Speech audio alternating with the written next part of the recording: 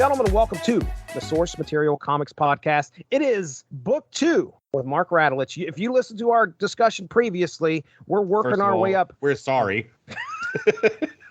You should be apologizing to me because I have to edit that. That's the person you should be apologizing. You love me, Jesse Starcher. Oh, yes.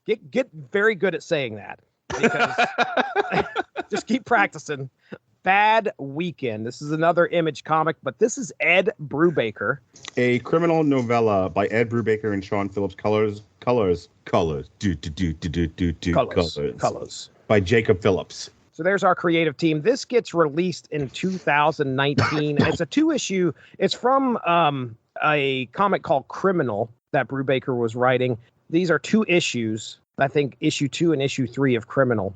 I'm going to go ahead and read the synopsis here real quick, and we'll kind of get into it. Just in time for convention season. Now, this is straight off of, I think, I nabbed this off Goodreads, I believe. This is totally a meta story. This is a comic book writer writing about being a comic book writer. Absolutely. It's fucking great. Yeah. Absolutely. Just in time for convention season, the ultimate Comic-Con crime tale. Comics won't just break your heart, comics will kill you. Hal Crane should know. He's been around since practically the beginning. Stuck at an out-of-town convention waiting to receive a Lifetime Achievement Award, Hal's weekend takes us on a dark ride through the secret history of a medium that's always been haunted by crooks, swindlers, and desperate dreamers. So I want to make sure that people understand the setting of this book first, because that's pretty important. 1997 is when this book takes place, and it's at a fictional, I'm pretty sure, fictionally called Comic Fest, which was a convention, comic convention at the time. And you got to think about, and it's mentioned in this book, the state of the comic book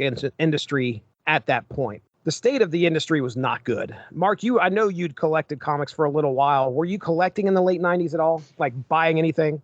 All right. So I would say after high school, I stopped collecting comics for a fairly lengthy period of time. I'm pretty sure I was collecting from like 87, 89 until probably the end of high school, which would have been 1994. The last thing I can remember about comic books was like the Todd McFarlane Spider-Man. Yeah. And we talked about that because I think more specifically because of the Superblog team up where the theme was like special. I can't remember the phrase. Gimmick covers? Yeah, well, it was just gimmicks in general in comics. So gatefolds and multiple comics, whatever. And I remember we actually did that first iteration of the Todd McFarlane Spider-Man for the Superblog team up, if you'll remember, because that's the comic that broke my father. Yeah. Yeah, he stopped collecting comics because he was like, I can't do the multiple covers thing anymore. I'm like, well, just buy one cover then. Just buy the issue of the one that you like. Don't feel the need to buy multiple covers. And he was like, no, the comic book industry is stupid. I don't want to do it anymore. Okay, Dad.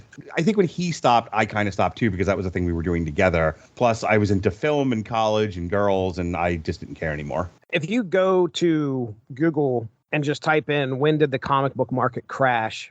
I'm going to read you. 1999? I'll read you specifically what it says. The comic book speculator market reached a saturation point in the early 1990s. So this is specifically probably what your dad's talking about. The speculator boom was all about, I want that number one. You're getting a number one because it's supposed to be, Superman number one is worth $1 million. This one's going to be worth $1 million at some point. Well, what you didn't have... The Legends of the Dark Knight comic. I know we've talked about this because I bring up the story specifically, that Legends of the Dark Knight that Bane originally appears in, but he's not quite Bane yet. Mm-hmm. That was like $1 zillion at one point. Right. You were speculating like the first appearance of somebody is going to be worth so much money. I'm going to be able to retire off of this. What people didn't realize is that Superman number one is worth so much because number one, it's so old. And the other thing is that it's so rare. If you are buying a number one of a comic that has a print run of 100,000 comics, ladies and gentlemen, it's not going to be as rare and it's not going to be worth as much. So all these people that were speculating all this back in the day, they were speculating events, issue numbers, stuff like that, first appearances. The market's going to crash because people are going to realize that, oh, wait a second, this stuff is not worth as much as I thought it was. Right. And people are going to stop buying comics. So it says, and finally collapsed between 1993 through 1997. Well, you also got to remember, comics used to be 10 cents. Then they were 25 cents. Then they were 50 cents. Then they were $1. Right. When they got to be $3, when the same $10 could buy you less comics, but you were spending it all on Spider-Man number one, Todd McFarlane Spider-Man number one, like you start to wonder, is this really worth my time and money? Exactly. And at this point, what really hits the business hard is the other sentence in this paragraph. 2/3 of all comic book specialty stores closed in that period of time. So everybody that's selling your product is now not making as much money, and they're shutting their doors. Now your product's not going to go anywhere. Well, I think the other thing that's happening around this time is comic book shops are dying on the vine. The ones that are surviving are diversifying. They're tapping into the Magic the Gathering market. Magic the Gathering, right? So comic book, like if you look now, and you know this because you're more familiar with comic book stores than I am, but comic book stores just don't sell comics anymore. They are gaming gathering places. There's always an area full of tables that people can come in. They play D&D, they play Magic, they play Pokemon. They do whatever. It's a place for the people in that culture to hang out and do stuff and be social. Oh, by the way, they're selling comics there too. But they're not just selling comics. They're selling T-shirts. They're selling pewter figurines. Right. They're selling Funko Pops. Dude, there are comic book stores where I swear to God, the sign out front says comics. It might as well say Funkos.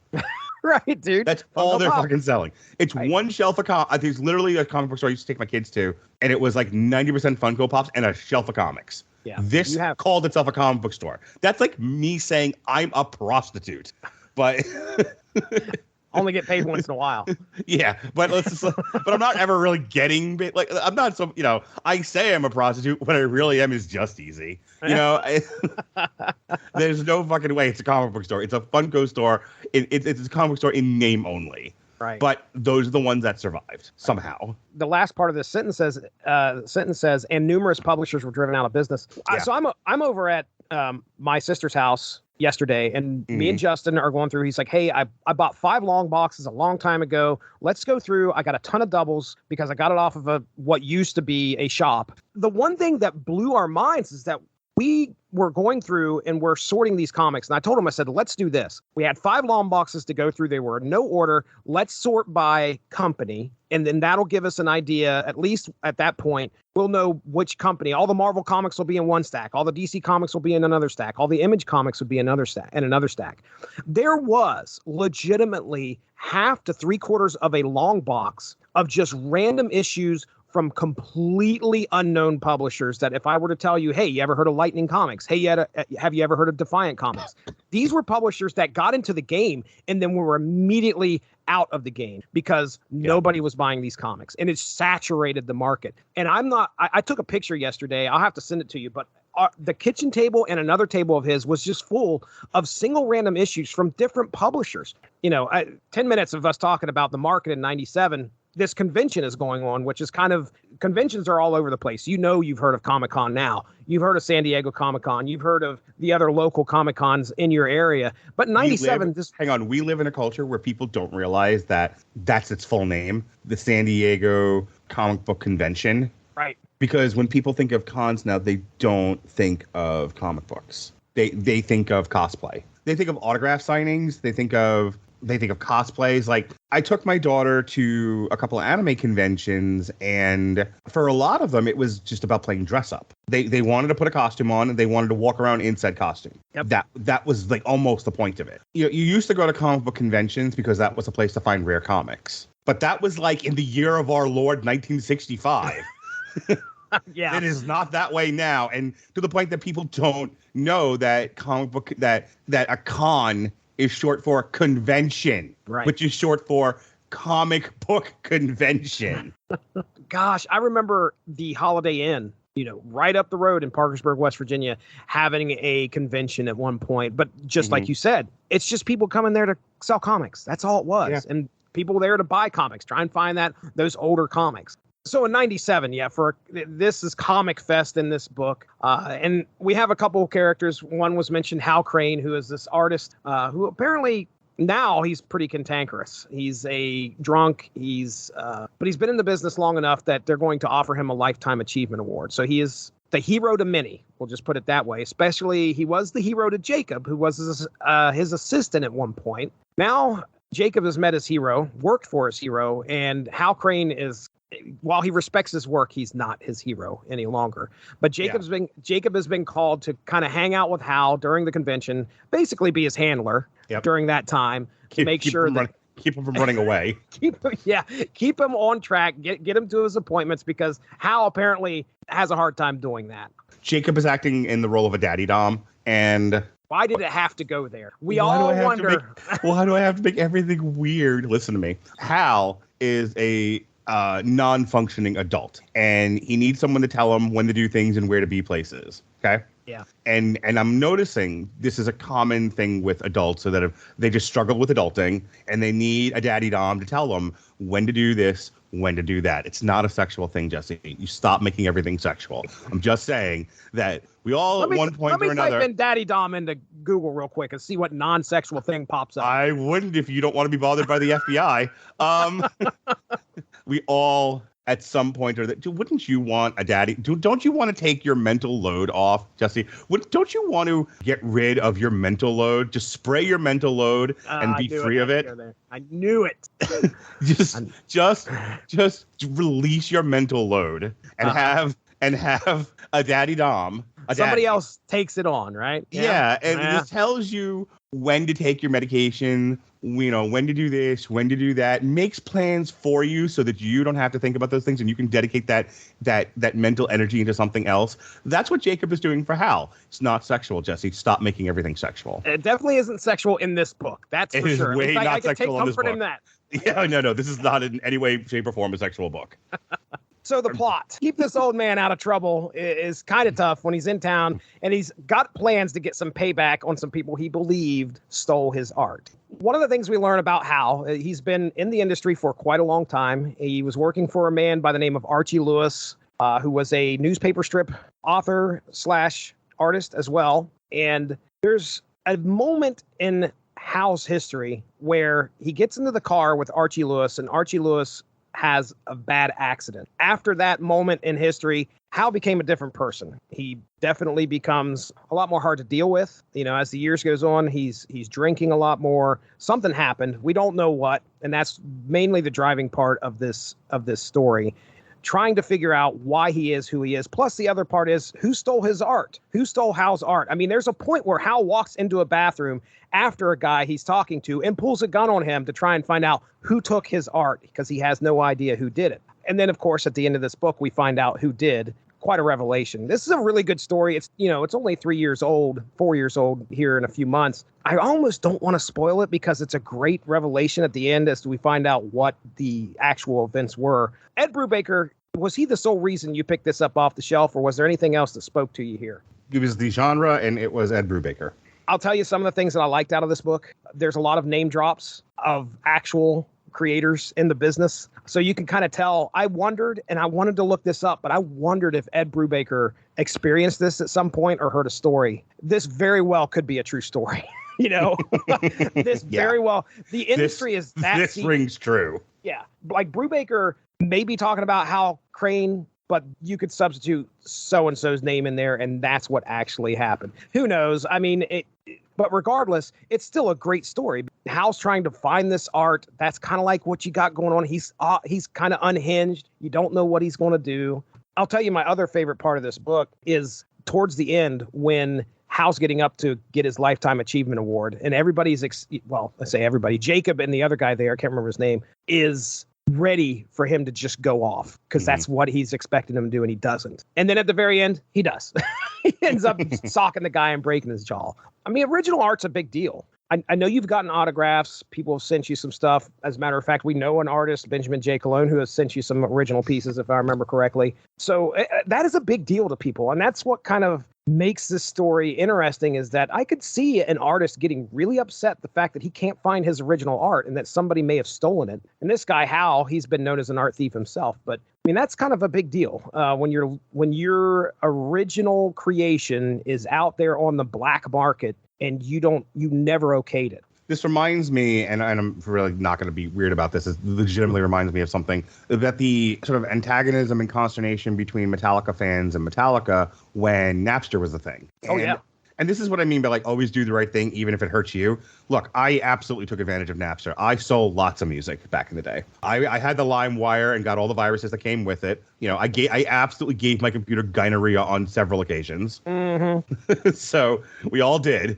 But I took Lars' side. When Lars came out and was like, you don't understand. There's a difference between recording your music off the radio or even like dubbing tape to tape. There's a degradation of sound. The problem with digital music is you're getting a digital copy. There's no degradation. You're essentially getting the same track that you would on a store-bought album. You are, in effect, stealing our original copyrighted audio recording. And that's why you can't do Napster, or there has to be cost factored into, the cost of selling the product into your use of the Napster product. Right. Which is why now, you pay a subscription for Spotify. For every download, I think an artist gets, like pennies on the dollar per play. So if you're like Metallica, and you're getting, let's say, a penny per play, but but there's a billion plays a year, you get a billion pennies. Here's the deal. And I absolutely agreed with Lars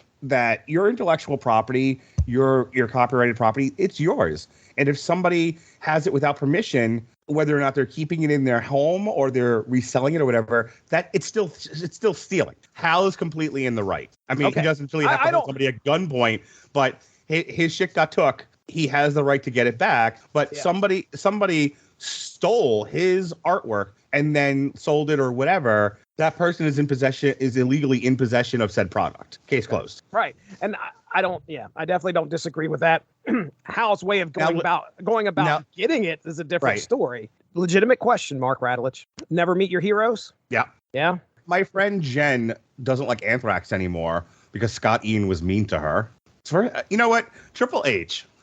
I remember going to a house show and I was, screaming and yelling and carrying on and having fun at the show. And Triple H turned and looked at me. I was with hot ass Lisa Margaroli. Elvira in the Weird Al movie, by the way. Oh, my good friend, hot ass Lisa Margaroli, who went to Hollywood to become a star. She plays Elvira in the pool scene in Weird Al and the Al Yankovic movie. I can't wait to see that. Yeah, I've been wanting to watch that. She went with a bunch of us nerds to a house show at the Nassau Coliseum, and I was screaming and hollering and hooting and having a good old time. And Triple H turned to me and he was mean to me. He was like, when you get a girl, then we'll talk. I was like, oh, that was unnecessary. Now, he was heel at the time, though, right? He was a heel at the time, yes. Okay, all right. Well, you can't base it off that. I mean, he's a heel, for fuck's sake. I was a customer, and the customer is always right. He was a douche. Customer what? At the fucking wrestling show?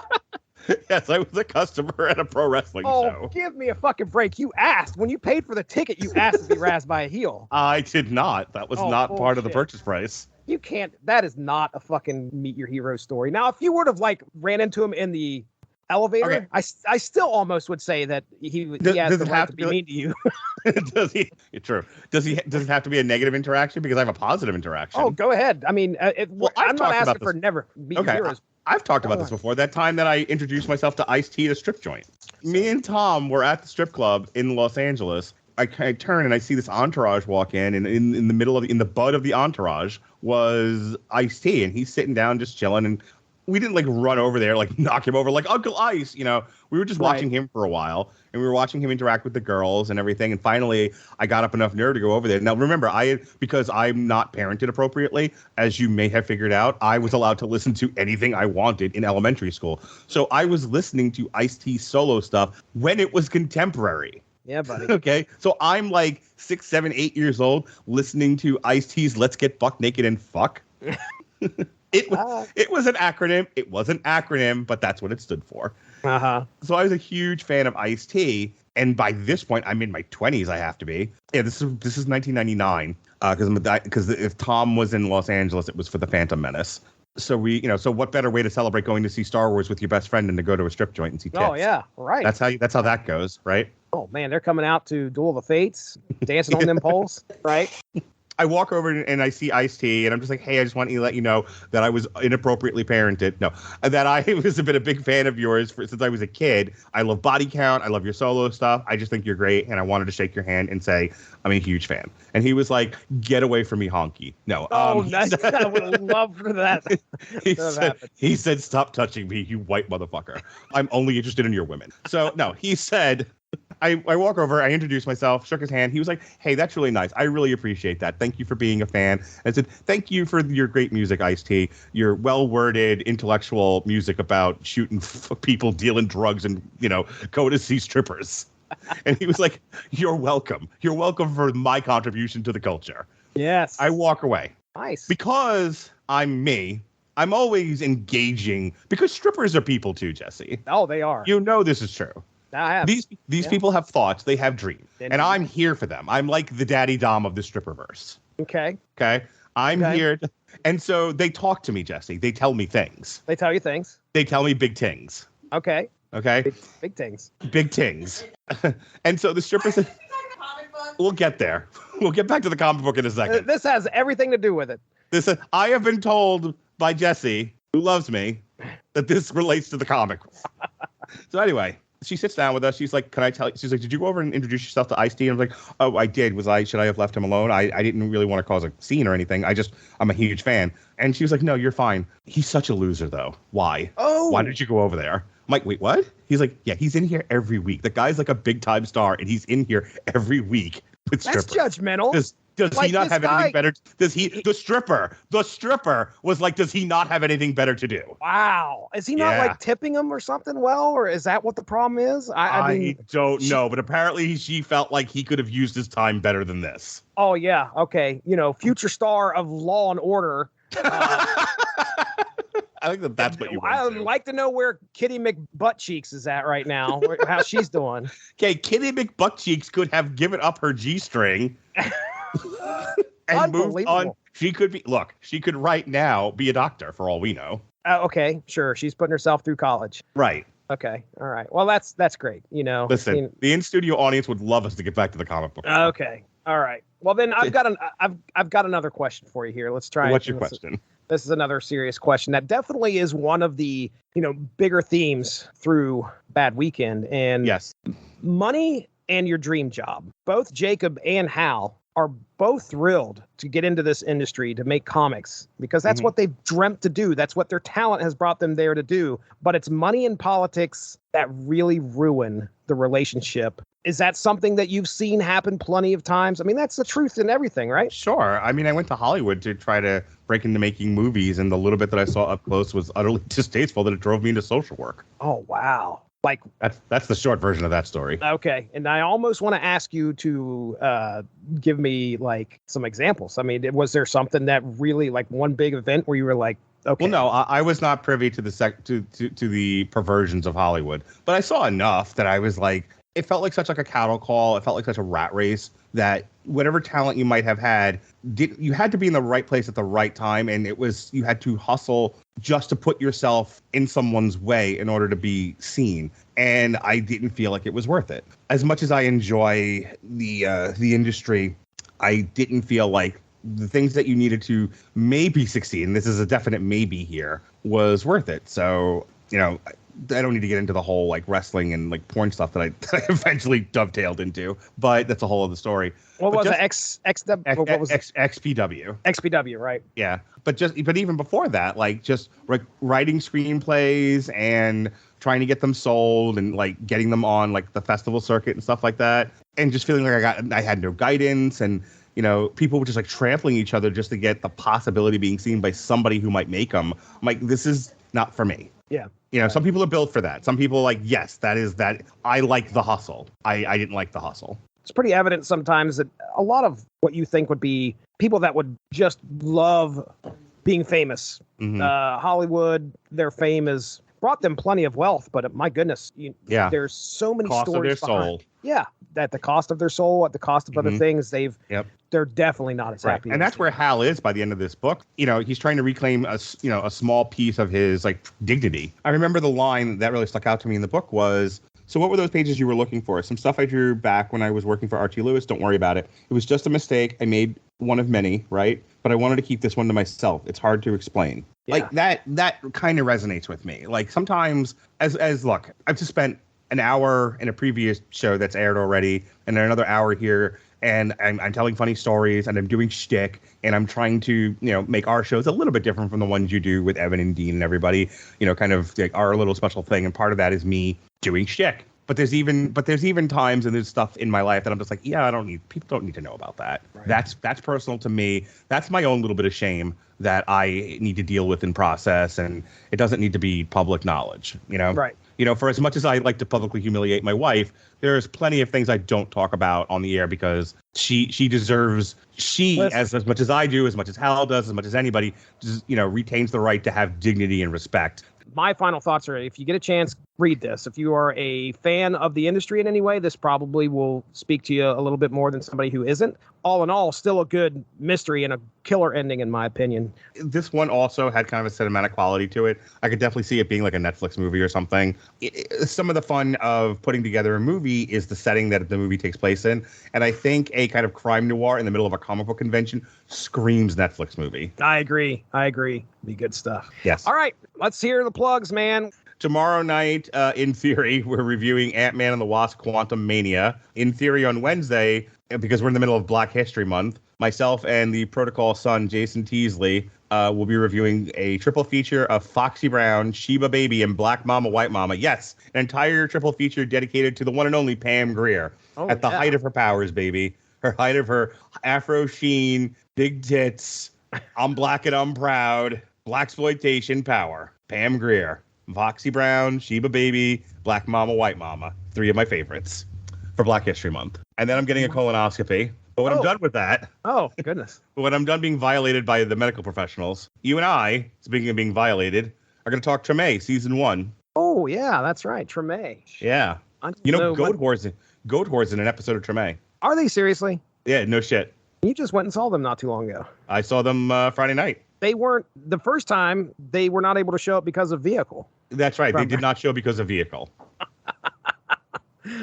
This time the vehicle came through. this time the vehicle did not break down. So yes, I was able to take the Kelsey. Everyone should have a Kelsey. Okay. I took my Kelsey out for an evening. We told her take off her apron and her maid's uniform. We took the ball and chain off her ankle, and she was allowed a night of freedom, which she greatly enjoyed. Awesome. So you should listen. Everybody should have a Kelsey. Everyone should have it. Listen, if you need help with your cooking and your cleaning, if you need someone to contribute to your grocery bill, you should absolutely buy yourself a Kelsey. We got one. It's a little broken. We have to put new batteries in it, but for the most part, it works just fine. And we took our Kelsey. We got our Kelsey goat horde.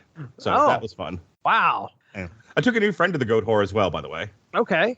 That's cool. Would they enjoy themselves? Oh, she enjoyed herself very much. It was one of those deals where, like, there's no possible way this scared child is into death metal. She's like, what are you, crazy? I love death metal. I'm like, God damn it, I never get this right. So asked 27 people, hey, you want to go to the death metal show? What's a goat whore? And then the 28th person, I'm like, there's no way she'll go. And she's like, I totally want to go. I'm like, God damn it. Anyway, that was a month ago Friday because time travel, by the way. Yes, it was. Because because it's currently February 20th. May 20th. February 20th. It's not May 20th. Yeah. It's a day. February 20th. So yes, Ant-Man, Quantumania, Foxy Brown, Pam Grier, and then Treme. Treme. That's right. You know what's a week from tonight? Tell me. The single greatest movie of 2023. And that's going to be? It's going to be the movie that everyone should see. It's going to be bigger than Guardians of the Galaxy. It's going to be bigger than Avatar. It's going to be bigger than Gone with the Wind. Do you know what this movie is, Jesse Starcher? Cosign Bear. Cosign Bear. Fuck you, Cosign Bear. This is not a bear that does algebra. God damn it. Oh, it's great. It does do cocaine, Chris. You're a good boy. It is Cocaine Bear, baby. Rawr. I love it. Math destruction. No math. Just one typo, you fucking white people. God damn. Cocaine Bear. Oh, man. That's great. And this podcast. Okay. All right. Yeah. Yep. Ladies and gentlemen, go check out the Rattleitchin Broadcasting Network on Facebook. Give that a like. Stay up on the top of all the great podcasts that we have to offer. The W2M Network is out there also. You could give that a like on Facebook. I'm sure you can find them on Twitter pretty easy. And I know we have all of the W2M shows showing up on the YouTube. So you can find them there. Like, subscribe, and never miss a show. The Source Material Comics Podcast. All sorts of great stuff in the archive. You can hear the Source Material Show, which is what you're listening to right now. And then you can go check out the Unspoken Issues podcast, where we focus on 90s comics. So if you dig the 90s, hey, we just talked about a comic con that happened in 97, you may want to check out that show as well. So with that being said, that's Mark Radlich. I'm Jesse Starcher. We'll talk to you soon. Have a good one. Bye-bye. Thanks for joining us. All of this would not be possible without W2Mnet.com, so make sure to seek them out for more podcasts. If you enjoyed what you heard today, please feel free to share, and we look forward to entertaining you again soon.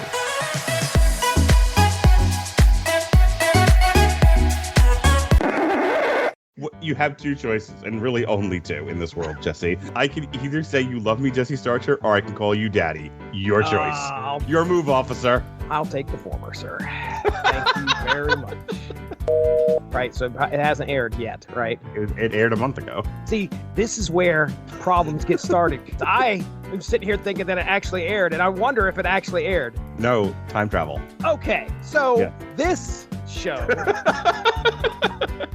Yes, Jesse's going, fucking, I got a tumor. I'm a tumor. I'm a tumor.